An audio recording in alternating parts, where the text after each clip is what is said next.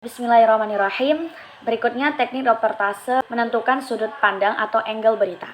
Nah, sudut pandang itu adalah point of view. Orang wartawan harus menentukan apa poin terhadap sebuah peristiwa atau kasus yang akan diliput atau angle berita. Ini sangat penting dalam dunia reportase atau jurnalistik karena akan menarik perhatian publik terhadap berita yang disuguhkan.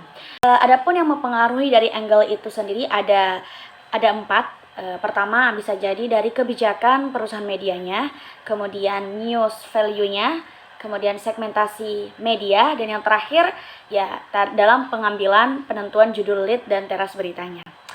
Oke, berikutnya teknik reportase selanjutnya adalah bahasa, macam-macam gaya bahasa. Macam-macam gaya bahasa yang pertama adalah gaya bahasa perbandingan atau biasa disebut dengan metafora. Nah, di dalam dunia jurnalistik perumpamaan itu ada terbagi 4. Pertama ada antropomorfik. Nah, antropomorfik ini yaitu pengungkapan makna dengan menggunakan fitur manusia yang dikaitkan dengan benda-benda yang tak bernyawa. Contohnya seperti kaki meja, kemudian bibir sumur, dan itu contohnya. Yang kedua adalah metafora tentang binatang, metafora binatang. Nah, ini maksudnya apa? Yaitu menggunakan gaya bahasa dari wahana binatang ya, misal dari bentuk, kemudian dari sifat atau karakteristik.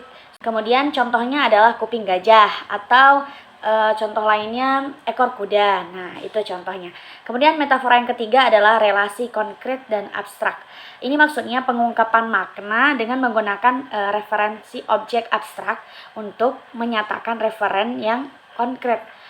Jadi contohnya itu langsung contohnya saja, yaitu tonggak sejarah atau luapan emosi. Nah, itu ya, abstrak dengan konkret. Kemudian bibit perseteruan. Nah, ini sering digunakan, gaya bahasa ini akan digunakan dalam berita atau reportasenya. Kemudian yang keempat, metafora sinestetik. Nah, kalau ini berhubungan tentang kecocokan salah satu indera ke indera yang lain. Misalnya suara empuk, nah, nama lembut, sambutan hangat. Nah, itu ya teman-teman, gaya bahasa hiperbola ini artinya berlebih-lebihan ya. Mungkin kita sering dengar, contohnya itu misalnya hatinya seperti disayat. Tugas ini membuat saya memeras otak. Air mata mengalir. Nah, mengalir deras misalnya. Nah, itu adalah hiperbola. Lanjut, ada gaya bahasa pertentangan, yaitu ada litotes. Nah, litotes ini mengungkapkan sesuatu dengan kerendahan hati ya, atau kerendahan diri. Misalnya tulisan misalnya, alangkah bahagianya Bapak Bupati telah mampir di gubuk saya ini yang sederhana. Kedua, dalam majas pertentangan ini ada ironi. Nah, ironi ini sesuatu yang bisa dibilang kebalikannya ya.